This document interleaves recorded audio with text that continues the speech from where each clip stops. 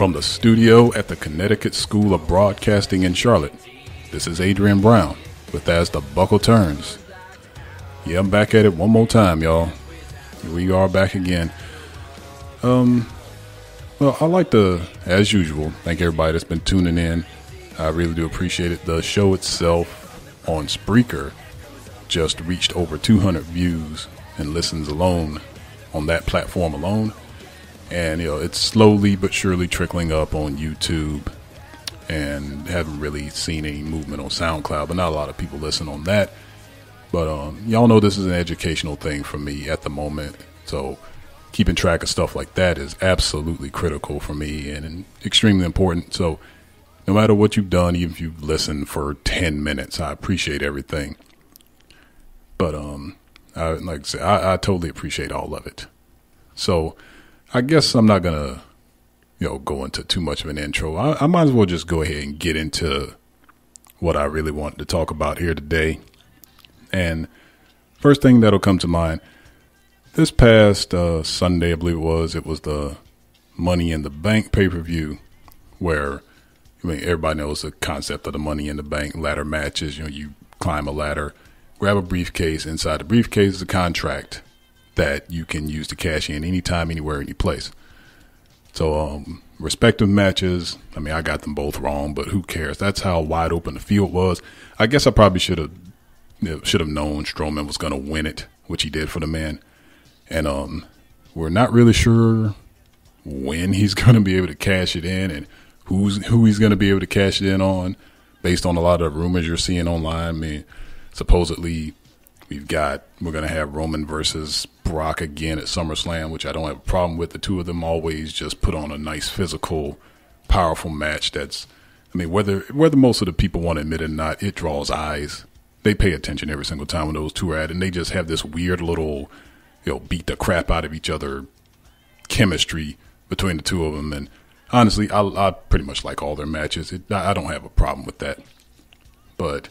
And then you got the rumors that supposedly Seth is going to be the one to take the Universal title off him.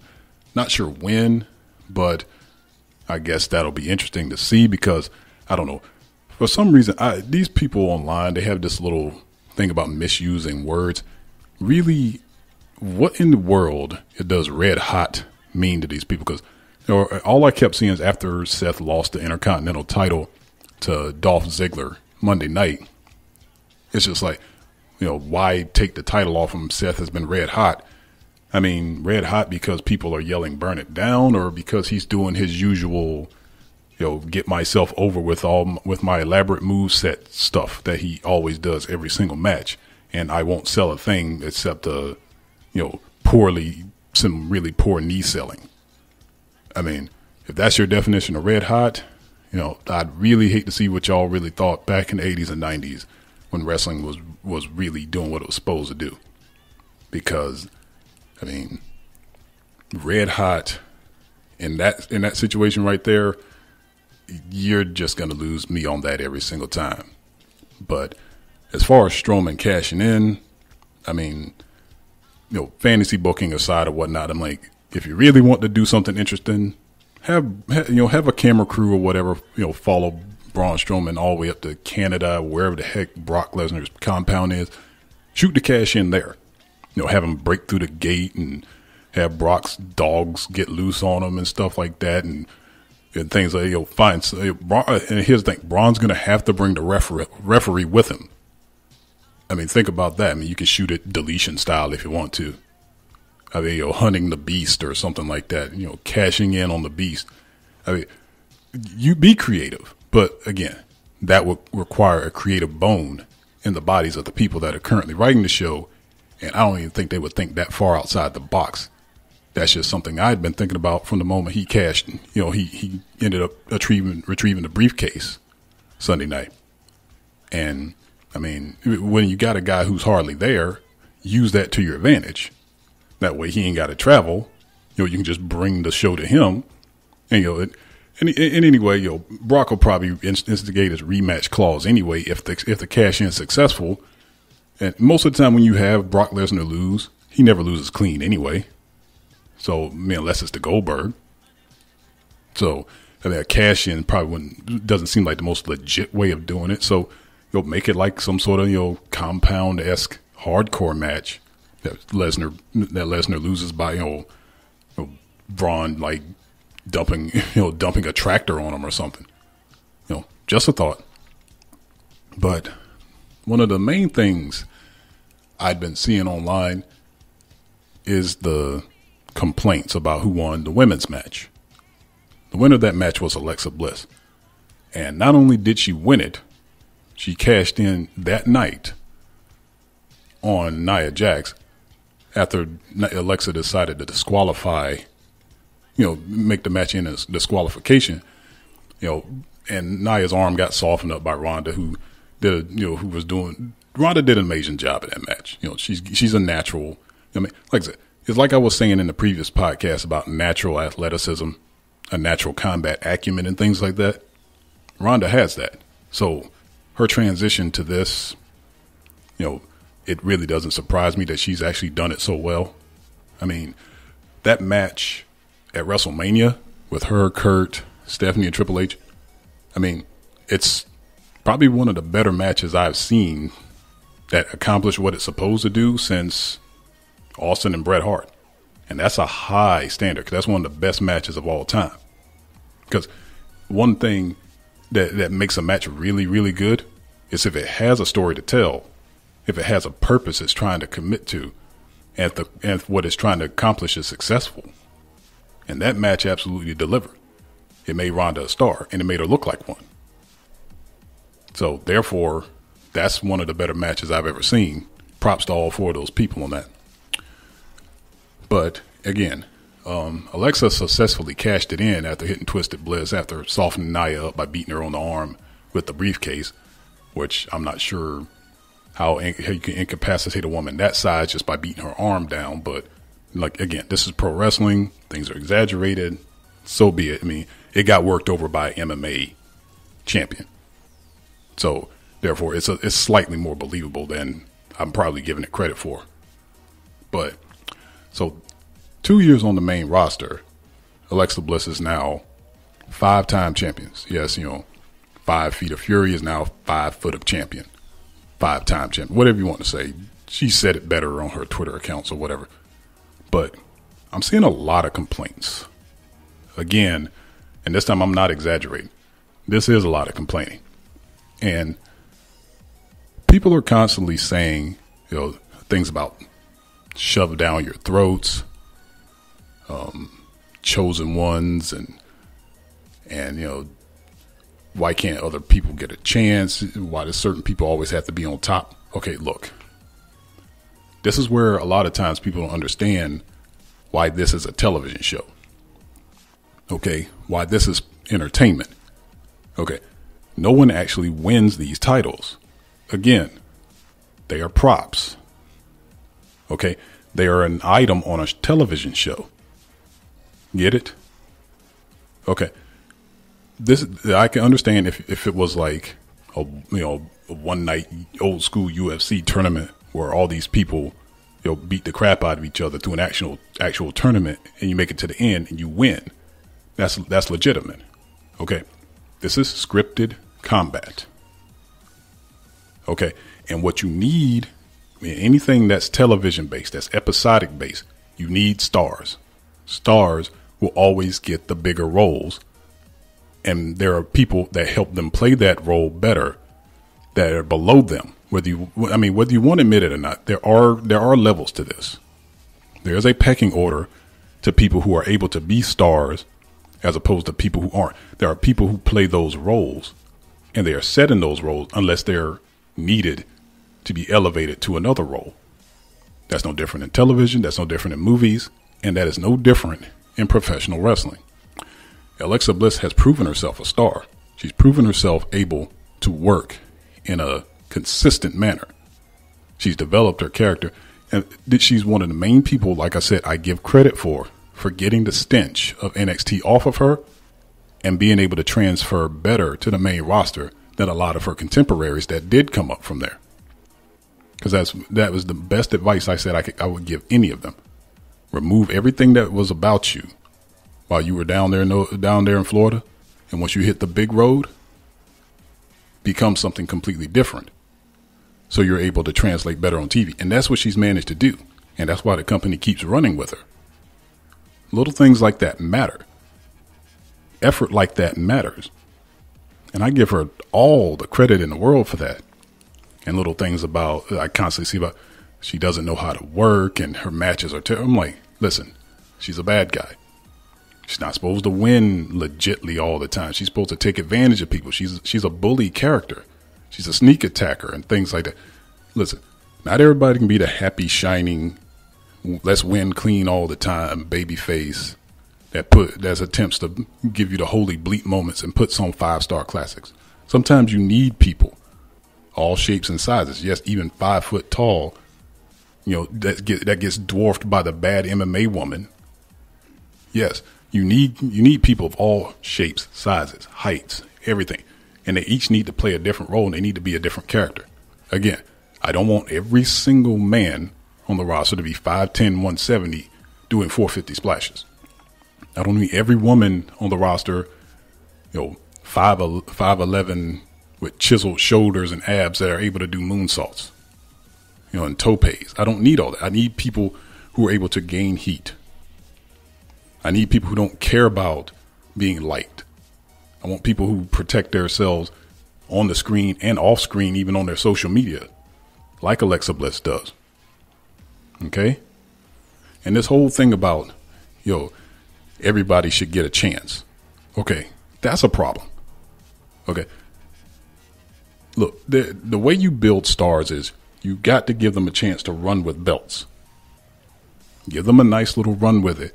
And if it's still resonating, you keep it on them. Every time Alexa has a title, it means something. And it means something when you get it off of her. Okay. If you just had a title for a day and I beat you for it, that doesn't really do anything for the person that beat you. You get what I'm saying? And this whole desire of 50-50 booking constantly, you can't build stars if everybody's trading wins. Okay. You need win streaks. You need multiple title reigns. You need long title reigns. Okay. This whole desire of not wanting strongly booked champions, that's got to stop. I need people to hold belts for a while to build themselves up. So like I said, when that title gets off that person, it's going to really resonate. People are going to go crazy for it. But there's this desire now that everybody gets a turn. Everybody gets a trophy. This ain't Oprah. Okay. You're not going to get title belts handed out to you. And it's just like, give somebody else a chance. For what? Okay. Okay. I mean, so Kurt Hawkins is losing 300 matches in a row. Does he deserve a chance? I mean, really? I mean, Sarah Logan's the third person on the totem pole in the Riot Squad. I mean, give her a chance with the belt for what? I mean, what's she proven? I mean, this desire, this everybody gets a trophy mindset, it's even permeating wrestling, and that's a problem. Okay. I mean, it's just these double standards a lot of times too, because you complain that people that people getting too many title runs or things like that. And you want more people to have shots at belts or hold the titles, but then you complain that they beat their champions on TV. So that makes the person that beat them look strong, but you're complaining that make the champion look weak because they lost in a non-title match. Okay. Which one do you want? I mean, I really need you people to make up your mind sometimes, because I'm confused about it. So if I'm not the only one that's confused, other people are too. I mean, there's got to be some staying power here when it comes to making stars. There has to be. And I really just, I mean, sometimes some people are, just when you look at them, it shouldn't, you see a matchup, you're just like, okay, it would make no sense for this person to lose to this person. But there seems to be this notion now, just like you want everybody to be able to win and you want everybody to be able to lose. But when one of your favorites lose to somebody you don't think deserves it, I'm just like, what makes you think that person doesn't deserve it? I mean, this logic, like I said, it just continues to run together. And I really don't understand it a lot of times. It's just, anyway, I'm holding my head right now. I mean, if some of you people could see me, because like I said, when I see these things online and on Twitter and Facebook and things like that, it really just, I mean, sometimes it can give me a headache just even thinking about it. You know what I'm saying? I mean, it's okay sometimes to have a dominant champion. It used to be. I mean, it was fine when the guy I was talking about in the previous podcast was holding it for 434 days, right? But I'm pretty sure some of you turned on him at some point because, again, you got tired. You wanted somebody else to hold it. But then again, if the guy isn't making the title important, it'll mean nothing, like when The Rock beat him. Okay?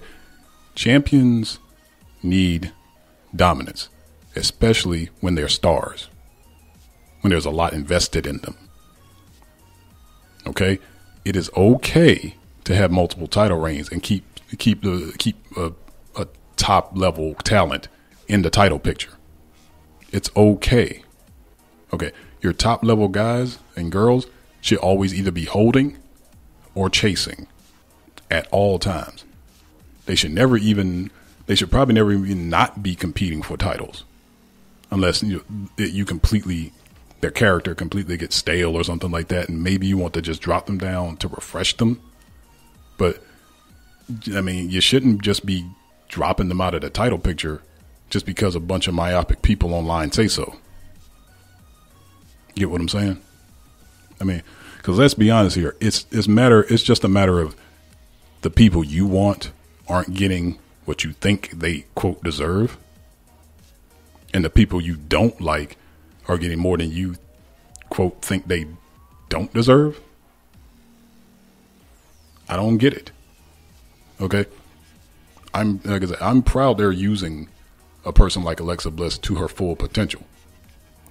And she's actually going out there, executing her character, executing her business, her in-ring style, everything to the fullest of her ability, and making sure she's staying at the right level. Okay, it doesn't matter how many times she's been champion. Again, it's a prop. The fact of the matter is, it still moves the business along. It still moves her division along. Okay? And just because you don't, you're focused on the number more so than the presentation of the show and what it's going to do for the people that she's going up against. I mean, a strong heel like that elevates a baby face that you might want to actually get a title shot and actually take it off of her. I mean, you like to consider yourselves these great insiders and things like that, but you won't think about it in those aspects. All you're thinking about is numbers and great matches. Okay, numbers don't lie when it comes to ratings. Numbers don't matter when it actually comes to titles. Understand that? Because I can't put it any more clear than that. Okay, keep your champion strong. Keep your top level talent strong. And the ones who are trying to be stars, keep them on camera, keep them in the spotlight. I mean, you want so much for this stuff to be real. And speaking of being real, a lot of people like to compare pro wrestling to sports, to actual pro sports, NBA, NFL, NHL, MLB, things like that. Think about it this way. When you compare sports to pro wrestling, well, what if let's go again to baseball. Baseball is an interesting animal. It's an old sport, probably about as old as wrestling. And okay, let's just take old random baseball team, Atlanta Braves. What if you were a fan of the Braves for a while, and let's say they constantly were making World Series and winning championships, winning 100+ games a year. But the way they did it was, say with pitching and defense. And you saw that, and they really weren't focusing too much on hitting home runs, and they did a lot of small ball, but mainly it was strong pitching, making sure the people out in the field and whatnot, didn't make errors, and made their pitchers look good. And that got them as many wins as possible. So you watch this, but let's say after a nice little run, probably won 2, 3 titles in 4 years or something like that. But then all of a sudden you saw your favorite team just all of a sudden, we're going to change things up. We're going to go straight slugging. We're going to go power and speed. And now here's the thing. It made the team more exciting to watch, but they were winning half as many games and weren't making the playoffs. I want you to think about it. The Braves weren't making the playoffs. Your favorite team, you would see this, but at the same time, you're excited to watch it because it was more exciting than when they were winning World Series, but all of a sudden, they're not in the playoffs anymore. Think about it that way. But you're enjoying it per se because it's more exciting. Okay, that is what's happening with wrestling right now. Okay, wrestling was doing it the right way. It was winning. It was winning people over. But then all of a sudden, they decided to change things up mainly just based on the talent that was coming through the lower ranks more than anything. But now all of a sudden, it's the guys they got playing on their team now just aren't producing the numbers that the previous generation was. Think about it that way. Okay? Or let's go this way. Your favorite sport, say football. Let's say a football decided all of a sudden, you've done the same thing for years. There's always 11 men on the field, offense, defense, same amount of quarters, things like that. Okay, let's say all of a sudden your favorite sport decided it was going to just completely change its foundation.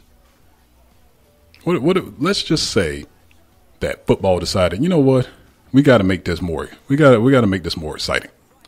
Like let's say we just put 7 people on the field and we make the field bigger.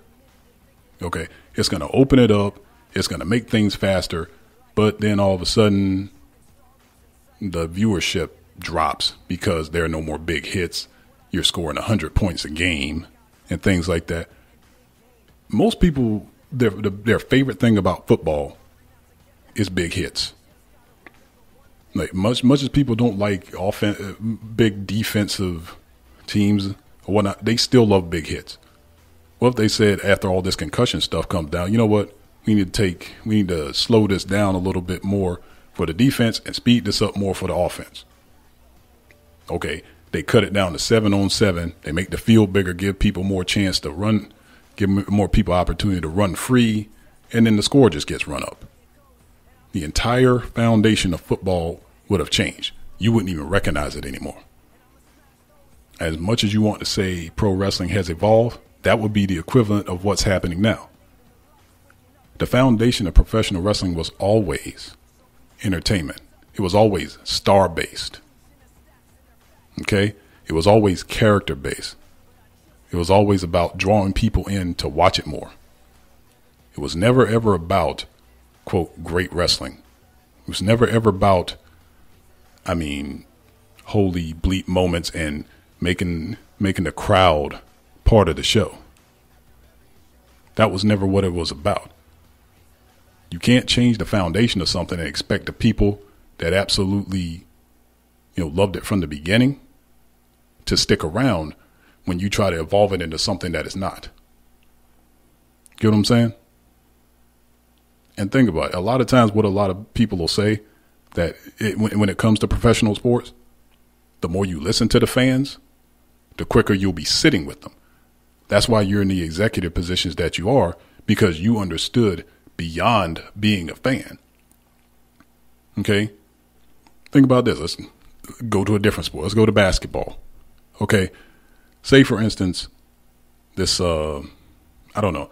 Let's just say right here, I live in North Carolina. Let's just take the Charlotte Hornets. Okay. Let's just say Michael Jordan, former Tar Heel, GM of the Hornets.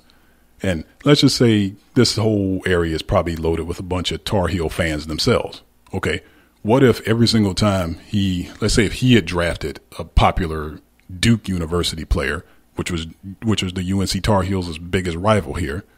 Let's just say a bunch of fans decided every single time that particular player touched the ball after say the team had drafted him. Let's just say the fans just say every single time he touched the ball, that one of their own players, they booed the guy off the court every single time, and it was so loud and obnoxious that you'd have no choice but to bench the guy. Okay, can you imagine that actually happening? Because that's similar to what's going on right now. But say this guy was a really good talent, and then you're forced to trade the guy. He goes somewhere else, and he kills it. And he's killing you on a nightly basis every single time he comes to play you. You wouldn't want to see something like that happen, would you? Or even an aspect like this. What if the NBA started listening to his fans and they were like, we're tired of the Warriors winning. And Adam Silver was just like, okay, we're going to break the Warriors up, and we're going to send half those players over to, say, the Orlando Magic. How fair is that? I mean, would that make any sense? Just because, the Orlando Magic are a young, athletic, team. So it's like, okay, these guys here, they deserve a shot. Could you imagine what these people would say if something like that were to happen? I mean, you all of a sudden, you just like take Tom Brady off the Patriots and just, I don't know, put him on. What's a really bad NFL team right now? I mean, just put him on a team in his division. Just put him on the Jets. I don't know, maybe let's give the Jets Tom Brady and Bill Belichick, and let's just build up the Jets. They needed something for a while and things like that. Can you imagine if that were the case, just because the fans would be tired of a certain team winning a lot? I mean, I just couldn't even imagine something like that happen. Like I said, but that'd be what you would be thinking about if this were real. And if you wanted to book this and book professional sports, like these fans think about professional wrestling when they want to compare wrestling a lot of times to their favorite sport or to their favorite team. There's that fallacy and hypocrisy and logic again that a lot of times makes absolutely no sense. Again, fans is short for fanatics. I know this, but at the same time, they're not really the best judge or the best barometer a lot of times, because I mean, everything they do is based on a certain type of bias. Okay.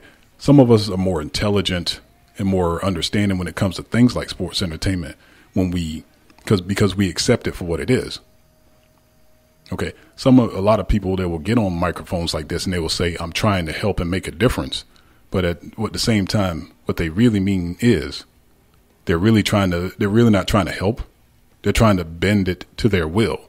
They're hoping that these companies will start seeing it their way. Okay.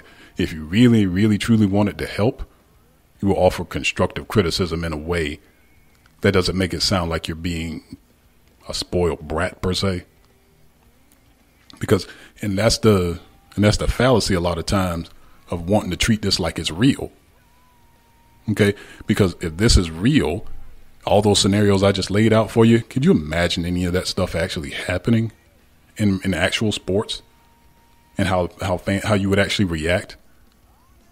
Think about it, because if you don't think about it in the aspect of an actual sport, you actually really don't want it to be treated like it's real. Because let's be honest, if this really were real, as badly as you want a guy like Roman Reigns to turn heel, think about it like this. If this were real, after everything that you idiots have put him through, and after he's done nothing to be booed, he wouldn't just come out there smiling and still going through his script that's given to him. He wouldn't just be like, okay, you want me to go out there and still smile after they've been booing me for 10 straight minutes, Vince? Okay, that's what I'll do. But yet and still, he's going to do that, but that's not what Cass did, and he got released. See, there's a difference. You got to do what the boss tells you to do. But back to what I was saying, if he were to come out, if this were real, You know what he'd do if this were real, if he came out there after you people boo him, after he's done nothing to deserve to be booed? He would literally grab that mic, flip you all off, and say, F all of you. But then what would you do? You'd probably scream yay if he did that. Now, in what part of this world would that reaction be real? See, you want a guy to be a bad guy so you can cheer him? What part of that is real? A man who sat there and all he's done is try to been presented as nothing but a loving father, a loving husband who's tried nothing but to live up to the pressures of his famous bloodline. What about that says bad guy? Explain that to me. Now, I said I'd probably burn on Roman later in the podcast, but okay, that's a slight rant right there. But seriously, what about that says bad guy? You want this to be treated like it's real? What about that says bad guy that makes that real? I'd really like somebody to explain that to me. Because every time I throw that out, the first thing they go back to is The Rock. Listen, okay. The thing about The Rock was this. I think it was more along the lines of the era he started. You got to remember, The Rock started in the Dark Ages.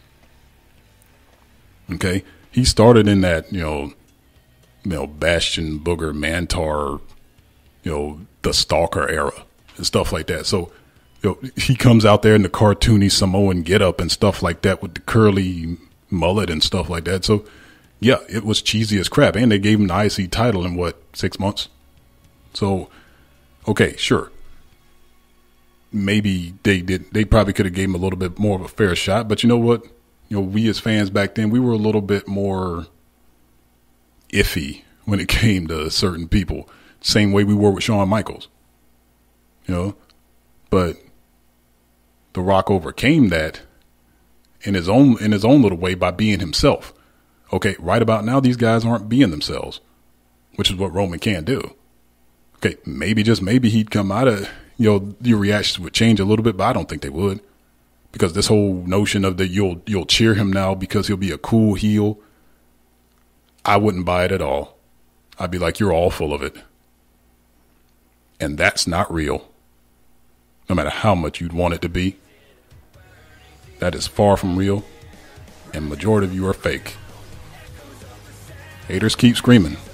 The void awaits. This has the buckle turns this week. I'll see you guys soon.